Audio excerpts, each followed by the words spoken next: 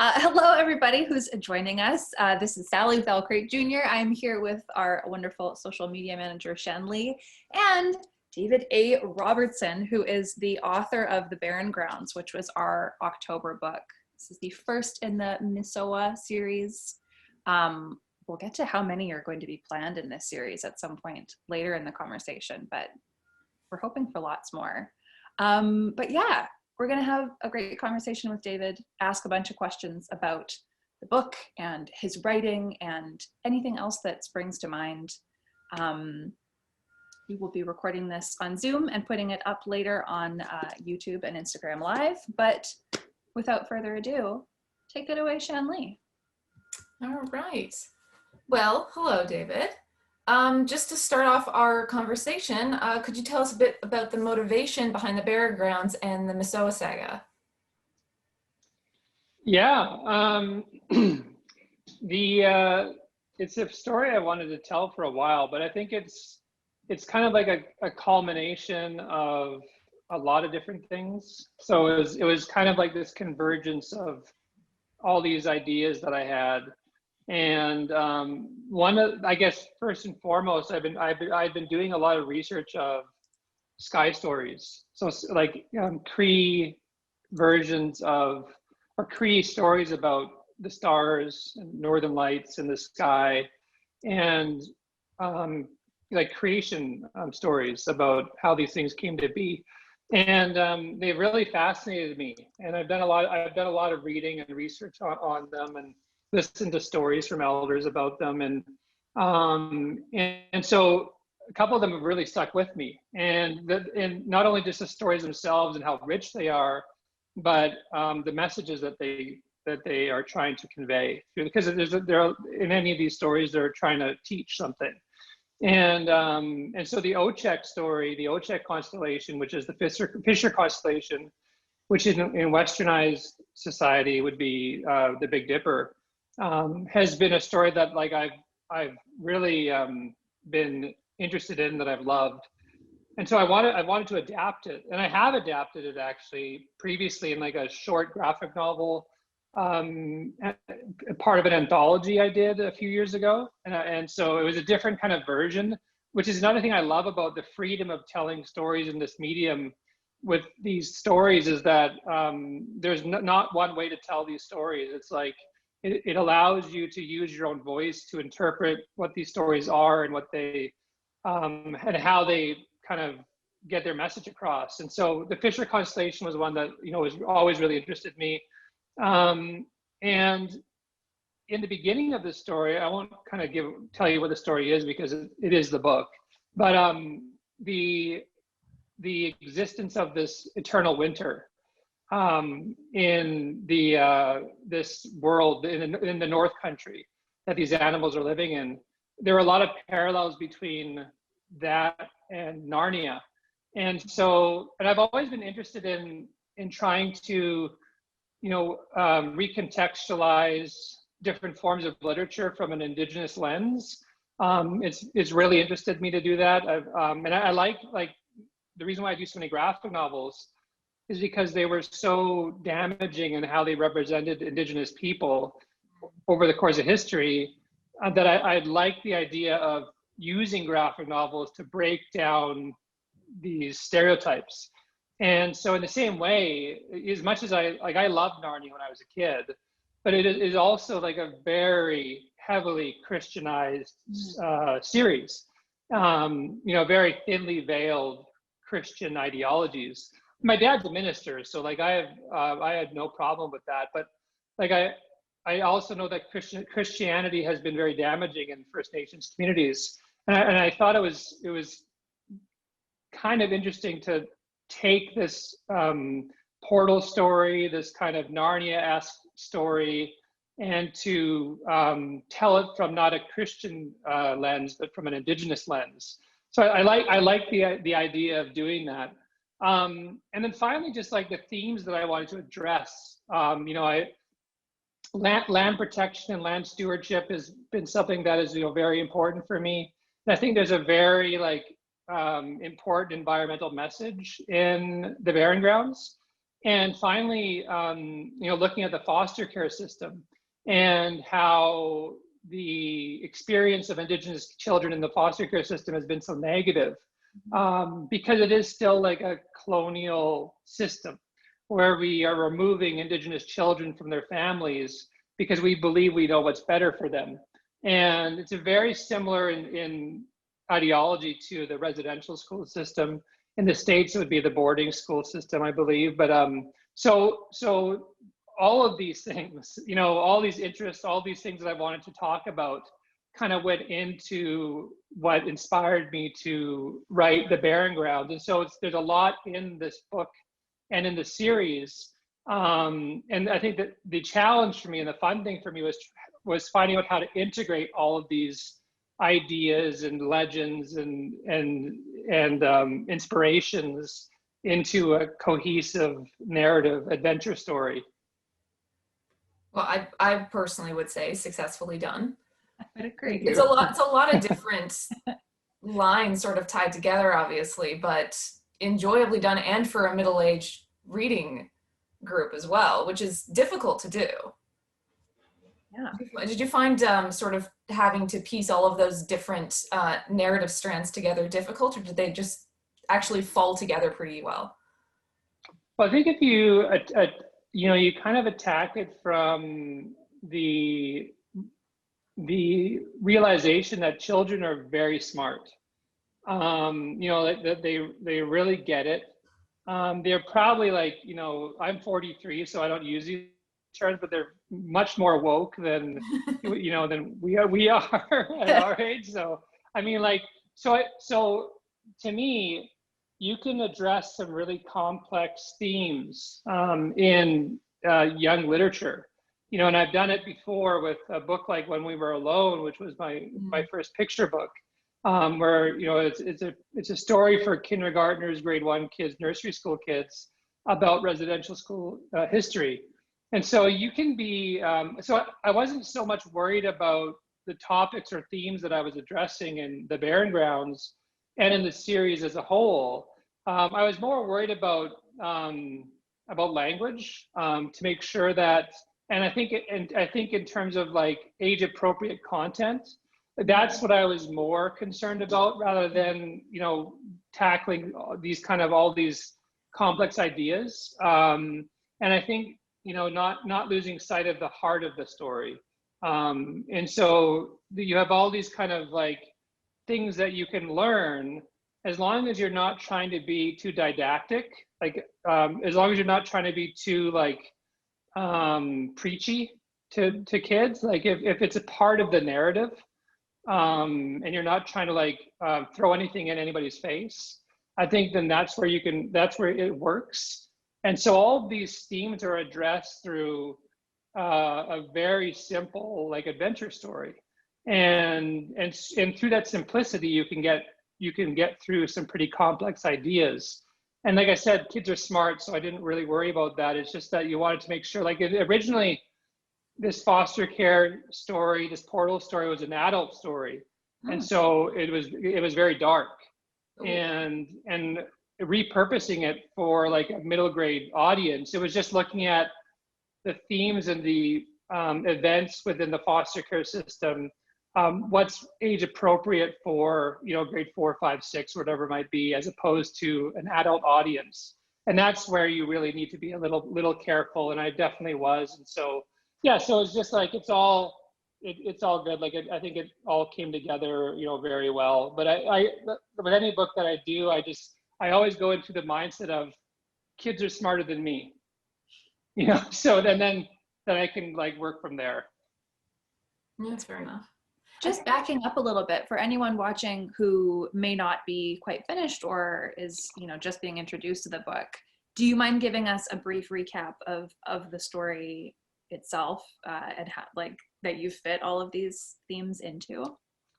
Yeah, sorry, I kind of was remiss not to do that. So the Barren Grounds it's a portal story, which I think are always very interesting, and it's about 2 foster children, one of them named Morgan, who's been in the foster care system for her whole life, and one of them named Eli, who is new to the foster care system, and they end up in the same foster home. And they have these two really well-meaning foster parents who they try their best to try and connect Morgan and Eli to their indigenous cultures, and fail because they just aren't quite sure how to do it, but they have a good heart. And I think that was also just a really important point, is that it's not necessarily the people within the system that are bad, it's the system itself that's broken.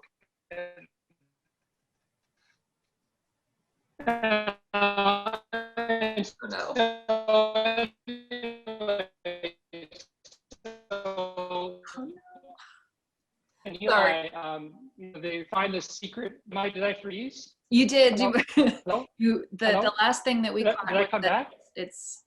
You're frozen, but I can hear you. Oh, you're back. Okay. The last thing that I heard on my end was that it's not the people, it's the system that's broken, and then it went garbled, and now you're back. Okay. Okay. So they find this secret room. Let me try something. I'm going to try and connect to. Bear with us, everybody watching. We're going to figure this out. Hello? Hello? COVID. Okay, good. Sorry. Is this good? I think we've got you back now. I can hear you. How's it looking? Okay, good. Sorry, I connected to a better Wi-Fi. Okay. Hopefully it helps. Am I good now? Okay, good. Sorry. So am I good? I think so. Yeah, I think let's try, and we'll. Okay, I'm so sorry. It's okay. So anyway, so Morgan and Eli, they find this secret room in this unrenovated attic, and they find by attaching artwork to the walls of the secret room, it opens a portal into another reality. And so they go through this portal and find this world called Eski, which is in Cree Earth. And in the North Country, there's a village called Misawa, which is in Cree means all that is. And so they find that they're thrust into this eternal winter. And Morgan and Eli go on this adventure to try and find these stolen summer birds, which bring the seasons to the world as they fly across different areas, to release them, to bring back summer to Misawa in the North Country before everybody dies of starvation. And so this man has stolen the summer birds years ago. And so they're on a quest to find them, to release them, and to save the village. And so it's a very typical adventure story, but it's a very atypical middle grade literature, I think, novel, because there's a lot in it that I think hasn't been done before in middle grade literature. And I think that was really fun for me. Like whenever I've tried to write within any form of literature, I've tried to do it in a new way. And I think there's elements to the Barren Grounds which I think are very unique. And I'm very proud of that the Barren Grounds is such a unique and I think exciting book in how, not only how the adventure plays out, but all of the kind of different things that I tried to do within the story itself. But that's what it's really all about. It's them trying to go on this quest to save this village before they all die of starvation. You know, as you do. Just have to casually save an entire land. Right. The good thing is that it's not like a white savior construct where they, it's like they're Cree kids. And the cool thing about Misawa is that they're all really based on Cree people and traditional ways of Cree living. And so Morgan, in going there, finds herself connecting to her Cree culture for the first time in her life. And it's funny, like she goes all the way to another reality in order to be able to do that for the first time in her life. Yeah, I really found Morgan compelling for a lot of different reasons. Sally and I have had conversations about this before in regards to other, especially girls in middle grade, and how they're not allowed to have any emotion other than like happy or sad. But Morgan is angry. And she's I frustrated. love that you've given her the space to be angry, especially. And not to spoil the ending or anything, but like, she obviously has learned more about herself, but it's not totally quote unquote fixed, right? Because she's not fixed. She's still a work in progress, but still allowed to feel angry about her situation and for Eli's situation as well. Yeah, that was very important for me to give these two kids agency, like agency over their lives and the control that they have over within the story. And also, you know, in an earlier draft, it was one of the best feedback I got was from Susan Nielsen, who's a very good friend of mine. And she was like, these kids need to change. Like in some way, these kids need to change.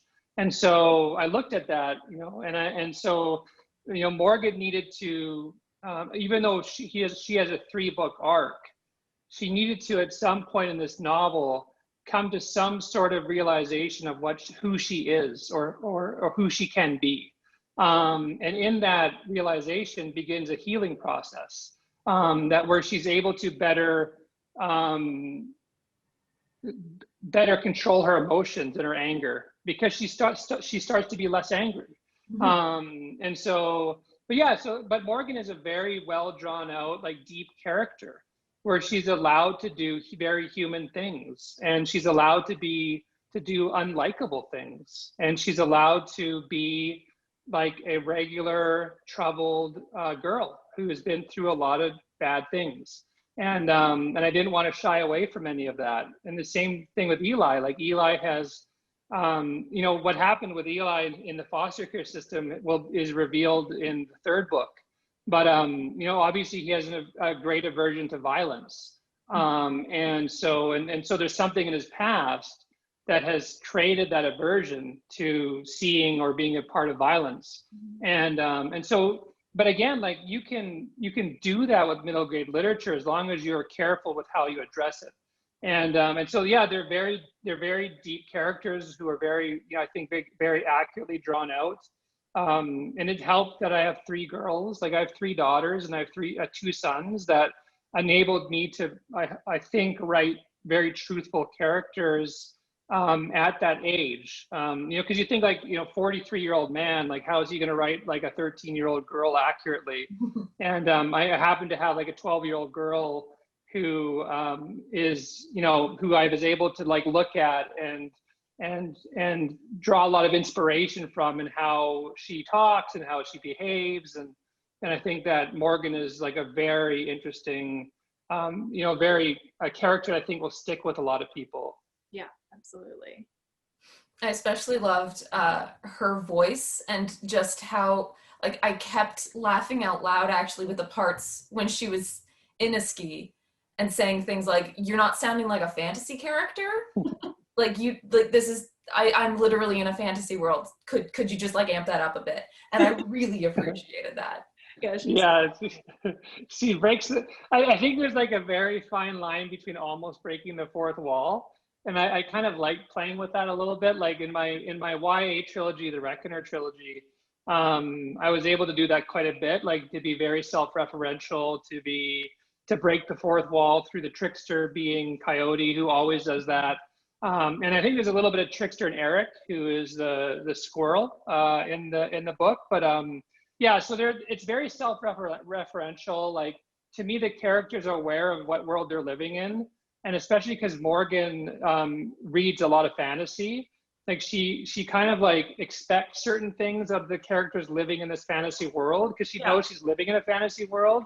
And then when they don't meet her expectations, she's like, "Hey, like shouldn't you like say many moons ago? Like, what are you talking about?" Like, you know, so it's kind of like, that was kind of a fun thing for me to do. And it was very important too, to kind of incorporate a lot of humor into what could have been like a very heavy, and is in parts a very heavy story. Yeah, but heavy with humor to it, which is just, I think, very representative of reality. Yeah, I mean, and in Cree culture, like there's a lot of humor, you know, in our families, our communities, in our stories. And so it was important for me to, like, there's a lot of, in this series, honoring my Cree heritage through the characters and their situations and their behaviors and their, you know, their ceremonies and all these things, ways of living. Like what's important for me too with this book is that it educates people about Cree heritage, about, you know, Cree ways of living, about Cree values, and it does it through a very exciting fantasy story. But there's a lot there you can unpack if you want to do that work, and that's what I like about this book, is that you can read it and just read a very fun fantasy adventure, or if you want to dig a little bit below the surface, you can pull a lot of stuff out of this book that I think has a lot of value in educating kids and frankly adults too. Yeah, definitely agree with that. A lot that I didn't know before. So Liam has asked us a question in the chat here. How did you think of the talking animals? So can you talk a bit more about Ochek and Eric and how those characters came to be and are related to existing Cree stories? Yeah, so a lot of these legends of the sky stories are with talking animals, and so the heart of that is addressed through the characters in the Barren Grounds.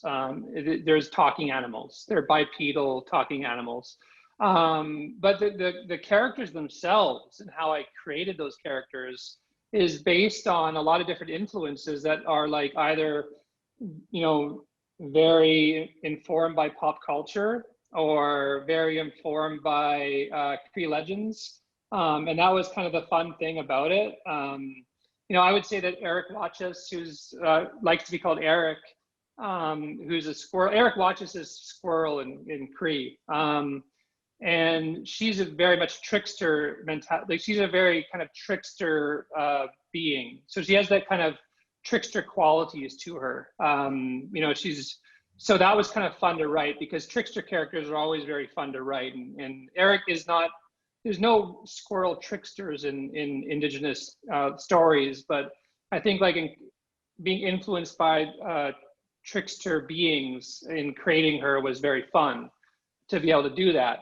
Ochek is, you know, very much like my Obi-Wan Kenobi character, you know, in a way. So like I am a very big Star Wars fan, and so Ochek is this very kind of gruff, hardened hunter who has lived through a lot and who is relied upon a lot, and because of that has grown up with this very gruff exterior, which is hard to crack.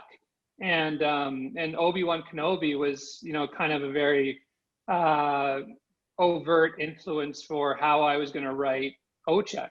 And then again, like as the story goes on, he softens because he grows so much love for these two human characters, and learns from them as much as they learn from him. And so you have that growth in Ochek as well. And so I think any character, like, you know, Mahakian, who's the wolf, you know, is you know, very much like a Darth Vader kind of character, which doesn't give away hopefully what happens with him at the end. But so there are definitely different qualities to these characters that either are informed by things that I just love, like Star Wars, or that, you know, come from how characters are drawn out in the Cree legends that I've learned. And Ochek is also, in the story of Ochek, he's also like a great hunter. Like he is the person that the village looks to send out to find these summer birds, because he's the one who's most capable of doing it. And so Ochek in this story is also the most capable of doing that. Like he is the one that the village relies on to keep them alive. And so that's a great amount of pressure on somebody. And so he feels that pressure. And so he learns to let go of a little bit of that way that he's protected himself by putting up that hard exterior as the story progresses. But so these characters are all influenced by something or someone, but the characters themselves in these legends were always talking animals. And so it just made sense for them to be talking animals in this story. I thought it was more interesting and more fun too, because I didn't want like Morgan and Eli to go to this other reality and find other humans. It just wasn't interesting to me. It also didn't allow me to address things like land protection. You know, if I made them all humans and they were respecting the earth, that just doesn't happen, right? So I didn't want that to be. I didn't want to do that. Like I wanted to say how in this book, because of the actions of man, the environment is being destroyed.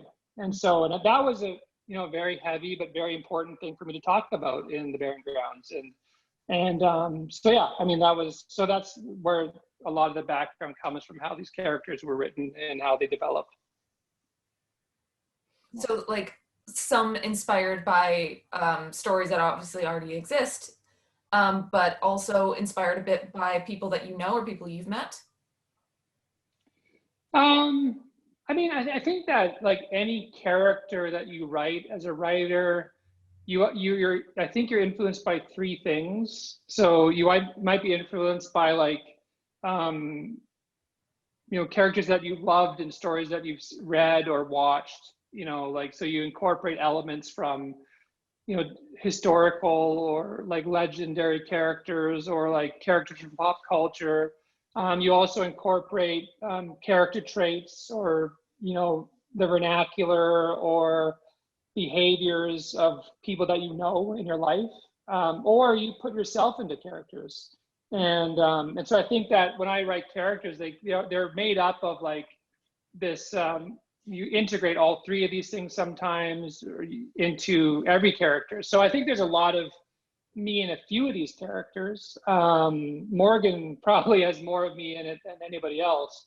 But so yeah, but I think that any one of those three go into all of these characters. Yeah, that makes perfect sense to me. Liam actually has a great question, sort of shifting our conversation to the actual world of Misoa. And he asks, why did you decide to make the drawing the portal? Art is such an important way for us as Indigenous people to not only express ourselves, but to pass down knowledge, values, legends, ways of living to future generations. And so the importance of art, and storytelling is a form of art, was something that I really wanted to honor in this book. And so it seems as though in the Barren Grounds, it is this art and story that kind of converge to open a magic portal. And so before we had words, we spoke in pictures as human beings. And that was important for me. And it's because I've worked in sequential art for so long, that was important for me. And just like the knowledge that we are a storytelling culture. And I wanted to kind of so I wanted to kind of honor those two things by bringing them together as a way that these portals need to be opened through this art form, through this form of art. And that was like, and I wanted to also just do something original. Like I don't, I think that obviously a wardrobe has been done, so I didn't want to like use a wardrobe. Maybe like but like or something. but the story behind why the great tree opens is something that I address in book 3. Is actually why this portal works. And so like this whole series I've planned out from beginning to end. And so I know exactly like what happens when, I know why things happen. I know the backstory behind Misoa, behind the great tree, behind the northern woods, behind, Bigfoot, behind all of these things. They all kind of come together into this arc, and they're all answered and addressed. And so I think that like I liked approaching the story with all that knowledge, because I didn't want to fly by the seat of my pants with any of it. And so, yeah, so the portal's open through art because art is important in our culture, and I thought that was a way to honor that. But there's also other reasons why on the other end that these portals are opening, and this kind of magic is happening through something like as benign as like a tree. So just jumping off a point you brought up here, you plan on 3 books in this series. Well, hopefully more, but I think like I have a contract to do 3 of them. And so, but I hope that, I don't know if anybody from Penguin is watching, but like, I hope that I'm able to do more of them, because I definitely have, like, a ski is like a world, right? So like the North Country is just like Canada, pretty much, right? Like, so, or even like Western Canada, right? So like there's so much more to this world. Like, and just, I think one, like Eric or Ochek or somebody talks about how they aren't the only beings on a ski. Like Misawa isn't the only village on a ski. Like there is other villages, there's other people, there's other areas of the world that are populated by animal beings. So there's like an infinite number of stories that you can tell, as long as it fits into the logic of the world and the characters. I think that you can go anywhere with it, as long as the drivers are consistent. So there's 3 books that will definitely be happening. I'm actually just finishing up the 3rd book right now. I've already written book 2. It's just in copy edit, so it's pretty much done. And book 3 is, I'm almost done writing the first draft. And but I wanted to plan it out because, as much as I say I love Star Wars, the latest trilogy was so bad that because they didn't plan any of it. Like you can tell, right? So like The Force Awakens, The Last Jedi, and the Rise of Skywalker, you can tell like those stories were just pieced together without any knowledge about where they were going. They just kind of like, we'll put this here, we'll put that there, and we'll try, you know what I mean? So it was so obvious and so maddening. And so I whenever I approached a trilogy, even with the Reckoner trilogy, when I wrote the first word of the Barren Grounds, I knew how the last book ended, like the very last scene, and I knew everything in between. And so anybody who reads this can know that anything they read will fit into the entire logic of this whole arc, the whole trilogy. It'll all make sense. It all is going somewhere. Everything is explained. And I think that's very important for readers to have that expectation and to know that, because I think it's a disservice to readers and fans of, the Barren Grounds to just like have no idea what the next book will be, you know what I mean? So, and I think that is not the case, so. As a Star Wars fan who, was burned by the sequel trilogy, I appreciate that. No, don't even get me on Star Wars. Like, that's an entirely different convo, because seriously, I've had rants about this before. But I feel you. So I'll just say that everything Avengers Endgame got right in servicing the fans and honoring the fans, The Rise of Skywalker got wrong.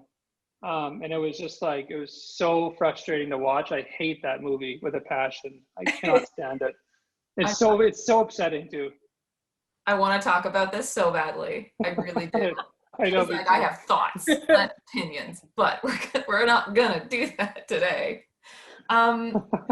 So in regards to the other genres that you've written in, how have you found writing for middle grade, which you've done before, but how have you found writing at least this middle grade series differed from the other works that you've written? It's hard. Like it's surprisingly hard to write middle grade young adult literature. When I first started, it was very difficult because it requires a certain approach to storytelling, a certain skill set that I hadn't really developed. And so when I wrote young adults, I rewrote that first book 3 times because I was just so bad at it. And like I think I'm a pretty good writer, but like you can be a good writer and be bad at storytelling, right? So so I had to learn how to write in the form, and it requires different muscles than writing graphic novels, than writing literary fiction, than writing picture books, which I think I'm very good at writing picture books. But so once I got it though, once I understood how to write in the form, and young adult is very similar in skill set to writing middle grade. Once I understood how to do that, it got easier. But it's definitely it's one of the most difficult forms of literature that I've had to write in. But now that I've done it, 5-6 times, like I love doing it. Like it's probably at this point, besides picture books, like my favorite form of literature to write in, because I think it's so fun. I love knowing that the audience is going to appreciate it more than any other readership probably too, because reading is so magical for like that age group. And so I love that too, that like, I love the idea, and I don't know where the Barren Grounds will sit over the next several years. I don't know if it'll be like like a beloved book, or if people will just be like, oh, I remember that book from a couple of years ago. But like, I love the idea of somebody reading this book and like thinking about Eric Watchus for like weeks afterwards, because I just love her so much. Like I love thinking about having an impact like that on even one kid, where you kind of create a character that stays with them. For me, that's like something like Boba Fett. Like, Boba Fett's been my favorite character in movies for like 30, 35, 40 years, and I love the idea of like writing somebody that sticks with somebody for that long, like, or that like means so much to somebody that it will stay with them. Like that's like, to me, that's what's magical about literature. And so I love middle grade literature, because I really do think that at that age, it's like reading is the most magical for kids. And so I really appreciate it, and I'll hopefully be able to write more and more of them. But so just like technically, like middle grade literature requires you to be more action oriented with your writing, be more like dialogue driven. It has to, you don't get a lot of expository, like descriptive writing.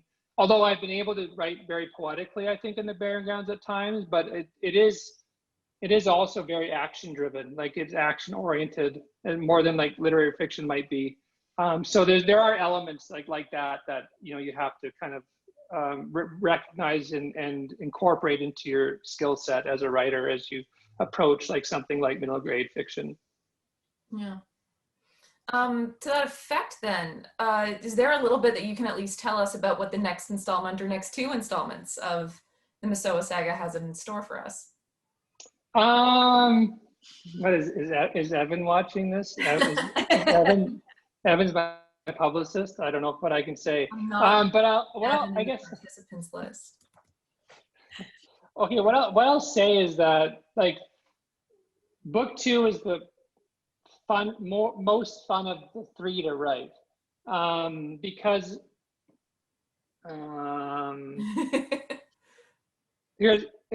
what I'll say is that it's like, if you like Back to the Future, and if you like Back to the Future and like the whole like time travel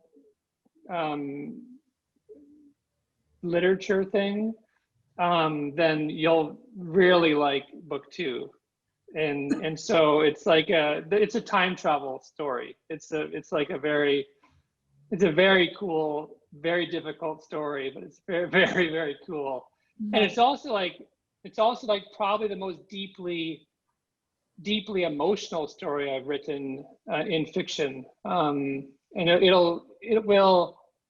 I think it'll leave readers at the end of it like desperate for book 3, because it ends in such a like harrowing, like emotional way, that I think that it'll be, and shocking that it'll be, people will want book 3 like right away, which I think is what you want to do.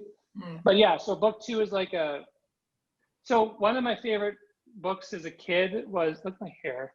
One of my favorite one of my favorite books as a kid was Tom's Midnight Garden. Yeah. Yeah. And that's like one of the most brilliant time travel stories, like how Tom goes through the back door when the clock strikes 13 to different times within the same area and meets a girl at different stages of her life every night. Like, it's just so brilliant. And I've been very influenced by Tom's Midnight Garden. And I wanted to tell a story that would play with time travel in a way that I hope is as smart as that novel. So it's very much a time travel story. I think I can say that. And then book three is book three is almost like a quest story wrapped up in like a horror story. For like, but that's appropriate. We have to wait so long for these. Yeah, that's appropriate for middle grade readers. But it is very much like a scarier, like a kind of horror story. It all happens. I think I can say it all happens in the northern woods where nobody's supposed to go. So that's where so excited. book three goes. Middle grade horror is emerging as like one of my favorite genres because it's like the right level of scary, and when it's done right, it's so good. It's effective. Yeah, I hope it's very suspenseful. It's like my publisher hasn't read it yet, so they might hate it and tell me to write something else. But like it's very suspenseful, and there's a lot of like kind of horror elements to it that I think are very fun and interesting, and not too scary, but like kind of scary. So I mean, again, horror is important for kids to read, and also it sounds exactly like my jam. So you got at least one fan here waiting for it. Do you remember? Have you watched the movie Tremors? Yes. Yeah. Okay, so Tremors was a very big influence on book three. Amazing. Okay. Okay, well then I guess we'll have to get us Sally through the next 2 years without this thing, I guess. Yeah, so book two comes out in I think it's fall next year. Okay. And then book three will come out in fall 2022. Okay. I believe. So but I don't know if I can even say the title of the book two yet, so I won't say the title to it. But okay. Yeah. But it does.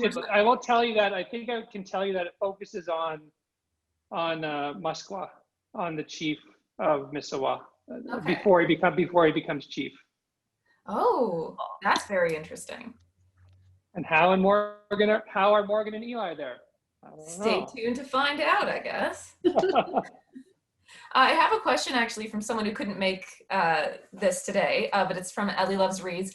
And they just want to know, do you have any favorite middle grade books that you recommend?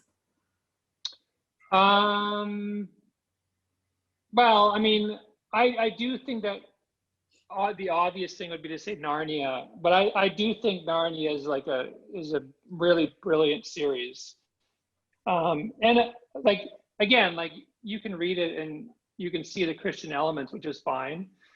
Or you can read it and just be like, Aslan is like super awesome, and like the quest that they go on is like really freaking cool. Like I think that's it's a great series. Like the Chronicles of Narnia is amazing. I didn't love Harry Potter. I just say like I wouldn't bother. To me, I've never read it. Like I've read the first three and I hated it, so I stopped reading it. Not to throw any shade on the Harry Potter series. I would on J.K. Rowling, but not on the series. I think I'll just say that if anybody hasn't read Tom's Midnight Garden, that you should really read Tom's Midnight Garden. It's like an older book. I think it's probably from the 50s, but it's so good. It is so good that and also I guess one that I just finished reading, so I'm doing some work on it for adaptation, is Lost in the Barrens by Farley Mowat.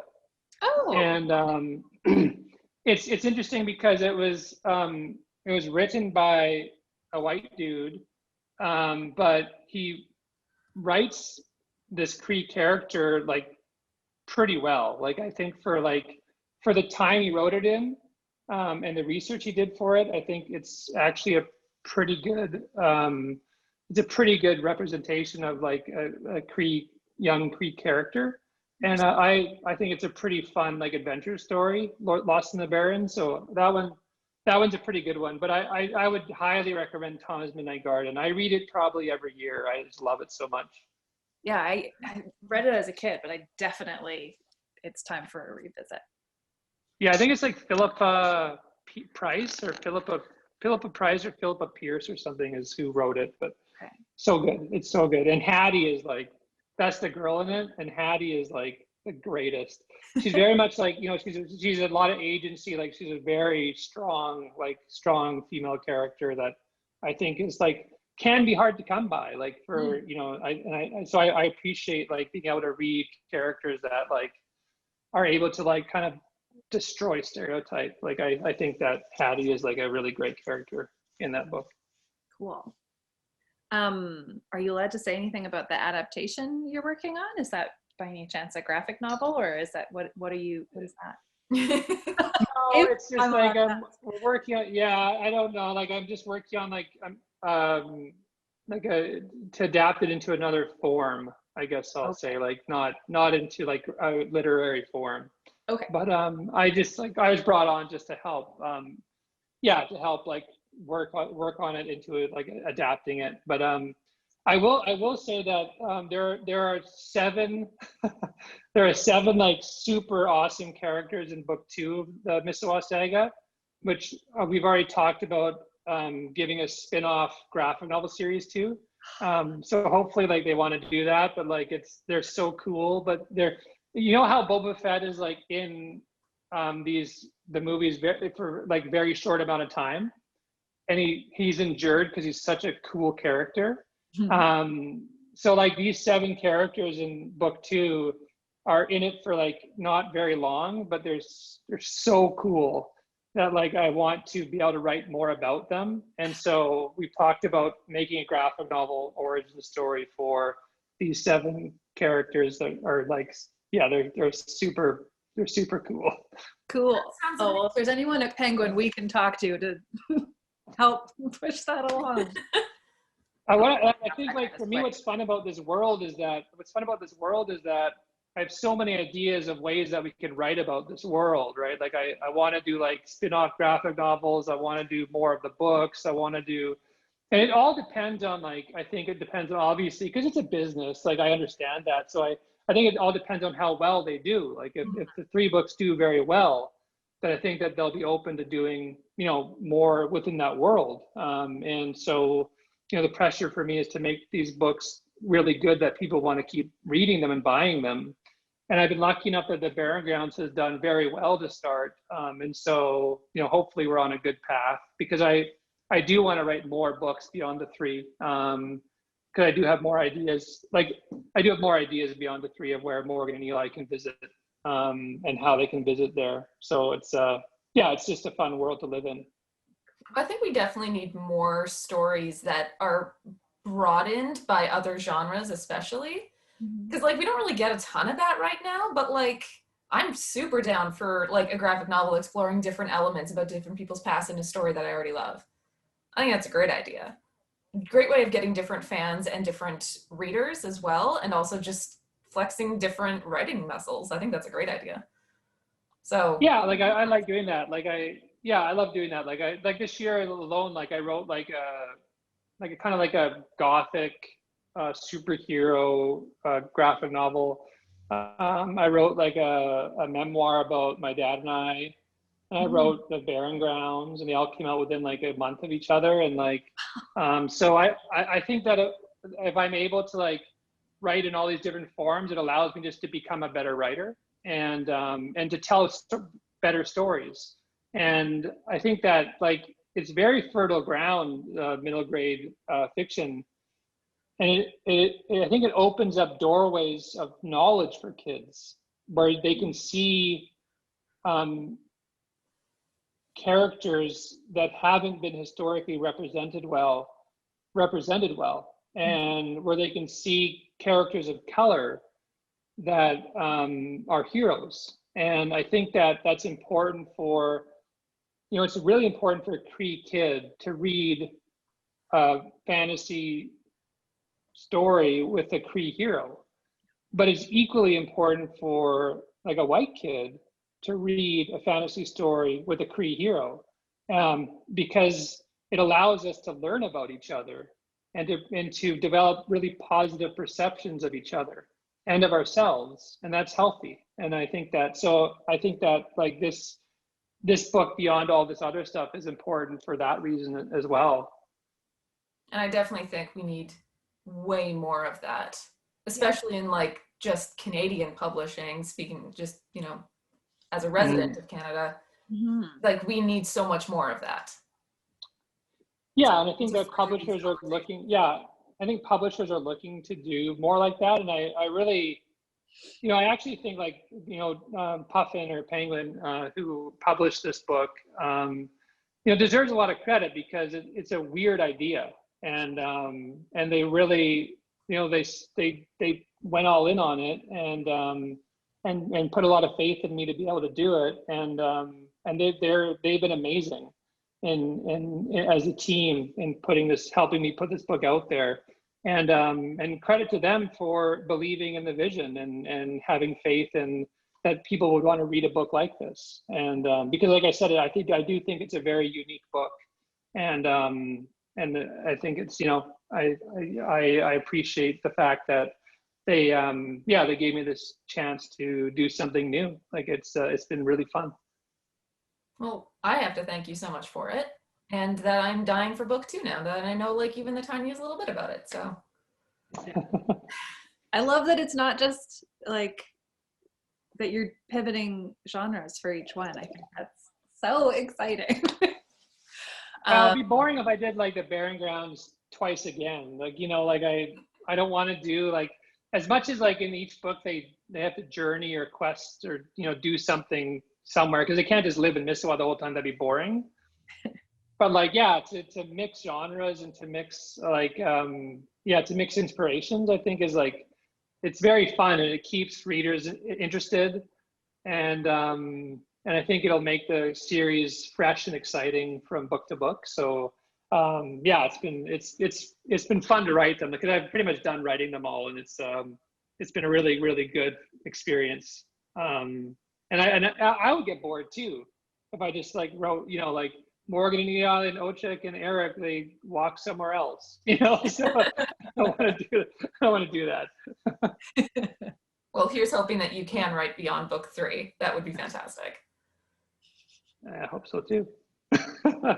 Well, on that note, we have blown through basically our whole hour here. So for anyone who is still with us, if you have not already read The Barren Grounds, which is the first book in the Mississauga series, you have to read it. It's fantastic. We have copies available in our shop. We also have whole Epic Quest boxes still available in our shop. It is also available at any bookstore. Please try and support your independent bookstores. Avoid shopping on Amazon if you can. Lots and lots of great bookstores out there would love to sell you this book. So pick it up wherever you can find it. And you have a year to read it before the next one comes out. David, thank you so much for your time. This was such a nice way to spend the afternoon. And we loved your book. We can't wait to read more. Thank you for having me. Thank you for all your support. It was so nice to talk to you. Yeah. In our 4 years, this is our first Canadian author, which is a little embarrassing to say, but also really? we're so happy to finally have a Canadian author. Oh, thank you. I should have combed my hair. Unnecessary. It's so full of ideas. Thank you. That's well, true. Thank you, everyone. I'll go with that. Thank you to everyone who is watching, and we will see you back here next month for a chat with our November author. Oh no, actually that's been rescheduled. We'll see you again soon. All right, bye everybody. See you all. Thanks so much. Thank you.